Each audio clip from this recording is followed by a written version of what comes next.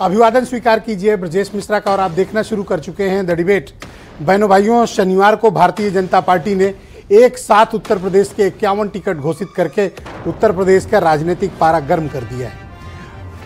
51 सीटें घोषित हुई, 23 टिकट होल्ड किए गए। राज इसी में छिपा है, किसका कटेगा और किसको मिलेगा। और जिनका कट रहा है उन्हें पता है कि उनका काट दिया गया है, वो बेचैन है। आज राष्ट्रीय लोकदल ने भी 2 टिकट घोषित कर दिए हैं। अब दबाव समाजवादी पार्टी के ऊपर है कि वो बाकी बचे प्रत्याशी घोषित करे और कांग्रेस के 17 बाकी हैं। बहनों भाइयों, ये जो 51 की लिस्ट भारतीय जनता पार्टी ने दी है, इस लिस्ट पर आज हम चर्चा करेंगे और इसमें से अधिकांश टिकट रिपीट किए गए, ज्यादातर।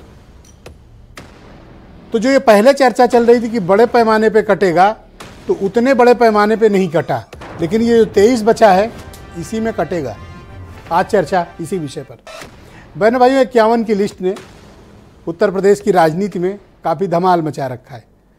प्रधानमंत्री मोदी के समेत 51 प्रत्याशी उत्तर प्रदेश में घोषित कर दिए गए, इंक्लूडिंग राजनाथ सिंह, प्रेजेंट रक्षा मंत्री, उनको भी टिकट दिया गया है। अधिकांश मंत्रियों को टिकट उत्तर प्रदेश में दे दिया गया है, जिन 51 सीटों पे हैं।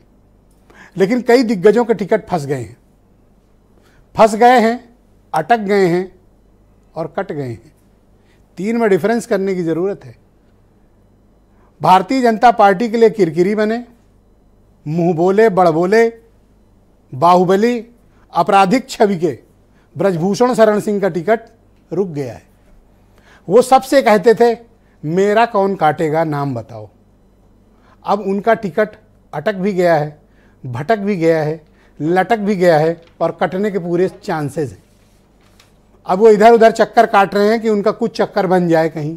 अब बनता या नहीं बनता आगे पता चलेगा। सत्यदेव पचौरी का टिकट फंस गया। राजेंद्र अग्रवाल मेरठ से उनका टिकट फंस गया। गाजियाबाद से जनरल बीके सिंह का टिकट फंस गया। अलीगढ़ से सतीश गौतम का कट रहा है। देवरिया से रमापति राम त्रिपाठी, उनका भी टिकट फंस गया। रीता बहुगुणा जोशी कट रहा है, उनका भी है।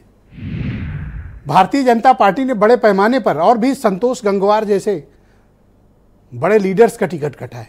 मिनिस्टर, 8 बार के मेंबर ऑफ पार्लियामेंट, उनका टिकट कट रहा है। टिकट होल्ड है और जिनके होल्ड हैं अधिकांश, उनके कटेंगे।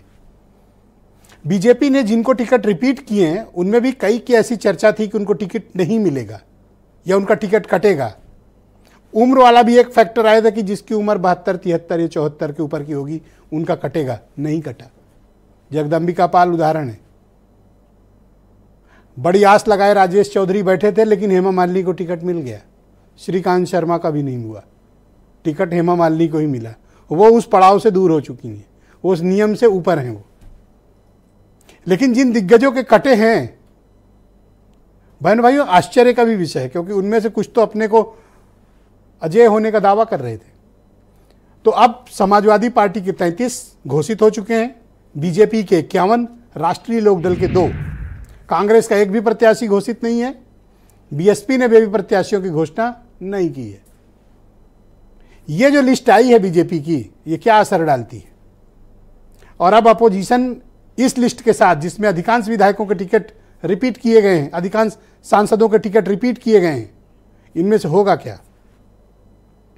बाराबंकी के बेहद विवादित और जिनकी छवि को लेकर बड़े गंभीर प्रश्न उठ रहे हैं, उनके एक वीडियो बहुत वायरल हैं। बड़े भद्दे वीडियो हैं, मतलब देखने के, जिन लोगों ने देखा है, मैंने तो नहीं देखा, लेकिन बहुत हमारे जानने वालों ने देखा, बड़े ही खराब और अश्लील भद्दे वीडियो। अब सांसद जी दावा कर रहे हैं कि वो वीडियो डीप फेक है, लेकिन पार्टी ने जो उनको कहा है, फिलहाल उन्होंने ट्वीट कर दिया है कि वो अब आगे चुनाव नहीं लड़ेंगे। कब? जब तक कि ये क्लैरिटी न हो जाए। क्लैरिटी तो वीडियो में खैर स्पष्ट है, लेकिन वो अपनी तसल्ली कर लें। तो अब चुनाव में योद्धा भी तैयार हैं, पार्टियां भी तैयार हैं, अब बस ऐलान होना बाकी है। कुछ स्टेटमेंट सुने आप। भारतीय जनता पार्टी तो हमेशा से पिछड़ों के लिए, दलित के लिए, गरीब के लिए, किसान के लिए, युवा के लिए, महिला के लिए काम करती चली आ रही है। और जो पीडीए का वायदा कर रहे हैं, हवा हवाई बातों से कुछ नहीं होता है साहब, आपको करके दिखाना पड़ेगा। तब जनता समझ पाएगी ना। भारतीय जनता पार्टी के खराब दिनों की शुरुआत हो चुकी है। समाजवादी पार्टी ने पीडीए फॉर्मूले पे घोसी विधानसभा का चुनाव जीत के दिखाया था। उसी फॉर्मूले पे समाजवादी पार्टी 2024 का लोकसभा चुनाव लड़ेगी। आज भारतीय जनता पार्टी को भी पीडीए की बात करनी पड़ रही है, पीडीए पर चर्चा करनी पड़ रही है, अपने प्रत्याशियों की जात बतानी पड़ रही है। कि प्रधानमंत्री जी, आप अपने मंत्रियों की जाति बताते हैं कि वो पिछड़े हैं, अपनी बताते हैं पिछड़े हैं, अपने प्रत्याशियों की बताते हैं, लेकिन जब कांग्रेस पार्टी जाति जनगणना की बात करती है तब प्रधानमंत्री जी चुप हो जाते, बीजेपी चुप हो जाती।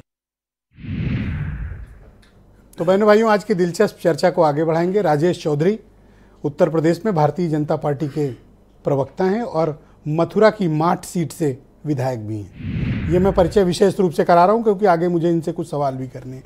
सुरेंद्र राजपूत मेरे साथ मौजूद हैं, उत्तर प्रदेश में कांग्रेस कमेटी के प्रवक्ता हैं। राजपाल कश्यप समाजवादी पार्टी से हैं। अनिल दुबे राष्ट्रीय लोकदल से हैं। थोड़ी देर में अरुण राजभर भी जुड़ेंगे और वीरेंद्र सिंह जी हमारे स्टेट हेड। बहुत शुक्रिया और धन्यवाद आप सभी का इस कार्यक्रम में उपस्थित रहने के